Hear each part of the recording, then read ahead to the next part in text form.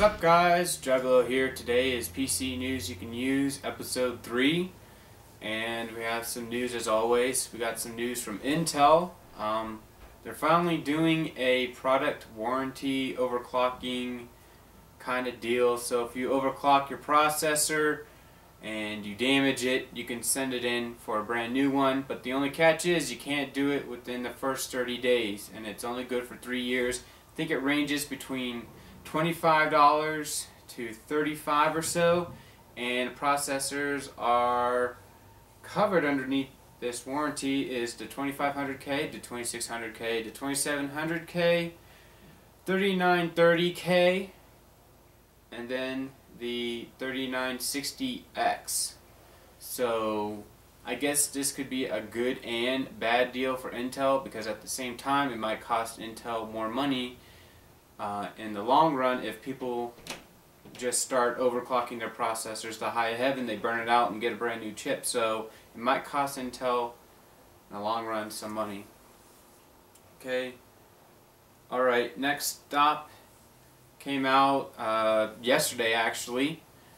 AMD rolls out with new HD Radeon 7900 graphics drivers. So let's see what it says here, if there's any games that pique my interest. Let's see. They have 3% improvement on Crysis 2, 6% in Crysis Warhead, 10% in F1 2010, and then 5% improvement in mutagen with anti-aliasing enabled. And then 250% up to, so keep in mind these are up to, performance improvement in testmark OpenGL when set to insane levels. So we got some good performance going on there. This also resolved issues, highlights of the 8.921.2 release candidate 11 AMD Radeon 7900 driver. So this should be pretty good for you guys out there. And pretty much all this week, that's right, 7900 pretty much is the talk of the week, or whatever you want to call it. This right here is Gigabyte's custom cooled 7970. There's a nice pretty little picture back there if you can see it. Has 3 fans, probably 3 120mm fan. Might be a dual. Yeah, it looks like a dual slot card. And then here's another shot right here with the box. Pretty much. It has 3 gigs of memory on it. GDDR5 RAM set to 550 or 5,500 megahertz.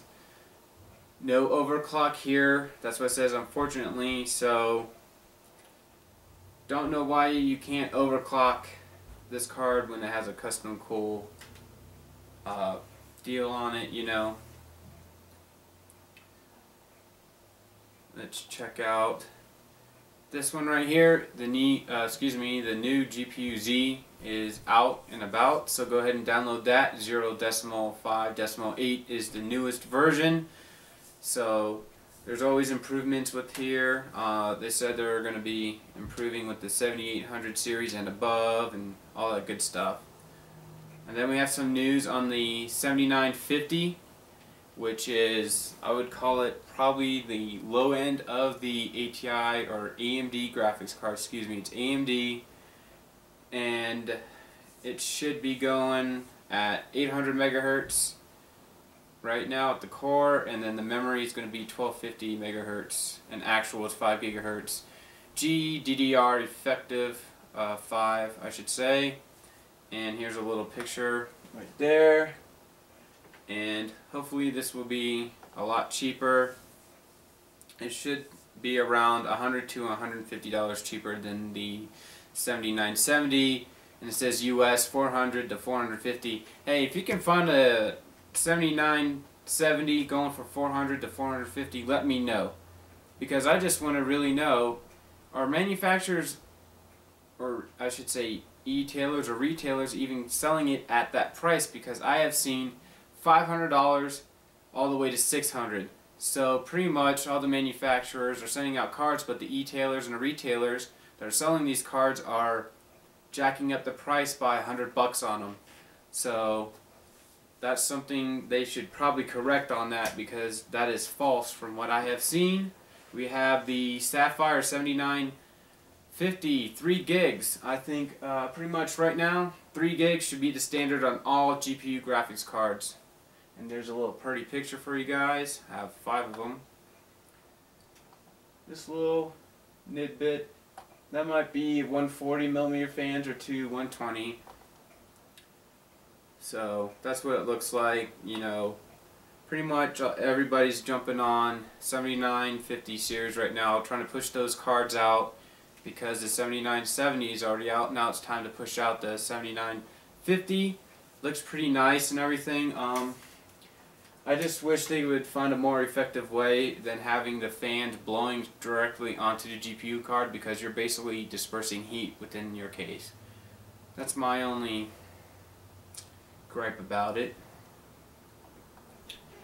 Alright, everybody, we have news on Kepler. Everybody's asking me, when are we going to get some Kepler news, or do you have any info? Well, from a valid source, techpowerup.com, we have some information about it. GeForce Kepler 104 parentheses GK 104 packs 256-bit GDDR5 memory bus and 225 watts TDP. So pretty much what it's saying, it will be on par or base like the GTX 560 Ti, and will continue to have a 256-bit YGDDR5 memory interface. An equally recent report suggests that NVIDIA could give Frontline based on GK104 as much as 2 gigs of memory. We are also getting to hear from InPay, INPAI, report that on this product based on the GK104, the GPU will have a TDP of 225 watts. And it says what more NVIDIA is gunning for is the performance crown of the 7900, of course. You always have to be better than your competitor. So if the new Kepler can do it, I hope so, because if not, NVIDIA will definitely be in the hurt locker. And for some reason, one of my news stories didn't pop up, so let me go ahead and see if I can find that real quick. Or 2 stories, I should say. We have the new Kingston SSDs coming out, the V plus 200 solid state drive, so you guys are interested in that. It's 480 gigs on a SSD, so that's pretty cool. I'm not sure as price range wise how much it will cost, so let's see if it says anything about that. Going down, going down. Basically the 60 gig model is going to range, or is, $140, and then the 480 gig will cost you $985, so not quite as good as getting a regular hard drive yet, so hopefully those prices will come on down. And let me pull up another 7970 card that everybody seems to be talking about, and it is by ASUS. ASUS have been known for extreme coolers on their cards, and this is a triple slot card, I believe. Now just look at that. Look how big that is. You won't even be able to run 2 cards with enough room between them. Like, you would probably have to get a ATI or AMD bridge extension just to be able to fit that, so you can have 2 GPUs. But if you're going to need something this big in your computer, in my opinion, you might as well go water cooling. Just the cost would probably be the same if you were to water cool. Instead of spending a whole bunch of money on here just to have a big cooler, you might as well do water cooling. This is just my opinion only, okay? You can get a GTX 240 rad, and if you want extreme performance, put some Panaflows, Panaflows, you have Ace fans, I think, just a whole bunch, deltas, and do that. Or you can get a RX 360 rad, put some XSPC 1650 RPM fans, or the new 2000 RPM fans, or General Typhoons if you're feeling to spend the money for 20 bucks a fan. But this thing is absolutely massive. I mean, geez, that's ridiculous on how big it is. I don't buy the big blocks with the huge coolers on it and all that stuff. I just get the stock card, make sure it's referenced, get a water block on it, and I guarantee you'll have better temps than this. Sorry to say, but it's the truth. So, and then this is talking about derived from technology implemented in the ROG Rampage 4 or 5, that looks like 4, extreme motherboards. VGA hot wire link headers are on the motherboard and graphics card with simple soldering points. Users can alter voltages directly on a hardware level, resulting in more precise modification. Core memory and phase PLL voltages can readily be altered, opening up new overclocking opportunities. That's interesting right there, how you can solder 2 wires and then get more voltage into that card. But if you're doing that and you're trying to do overclocking, why would you use an air cooler? That's right here. Why would you use that? Because when you start adding more voltages, you're talking about probably doing LN2 or just do standard water cooling to get that better temperature. Alright, that's pretty much, from what I've seen, is nothing but AMD news with the new graphics cards coming out, the ATI 7970 and the 7950 coming out. I know a lot of guys have been asking, where are the water blocks for the 7970? Well, if you didn't pre-order them, you probably don't have them now, and if you do get them off of eBay, you might be paying an arm and a leg for them, unfortunately, because it's people basically buying the water block and then trying to just gouge people in their pocket, pretty much. And then let's go in here, pop this open. We have some Ivy Bridge news. Ivy Bridge processor, someone actually got a hold of it and started talking about it and everything. And let's see,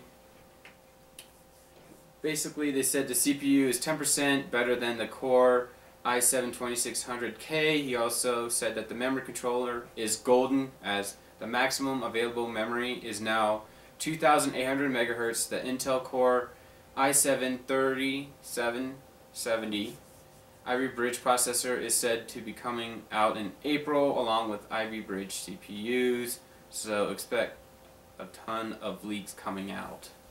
So the only thing I think here is that he was talking about there might have been a voltage leak problem on this processor, but at the same time it should be an engineering sample, and that's exactly what it is. It's an engineering sample testing it out, what needs to be improved. So hopefully Intel can fix all these problems on here, because right now Intel is ahead of the game with processors and everything. And sorry guys, if you want more stories, this is all that really piqued my interest, and I figured this will pique your interest too. So I appreciate you guys watching this, and as always, comment, subscribe, rate this video, click that like button. You guys have a great day.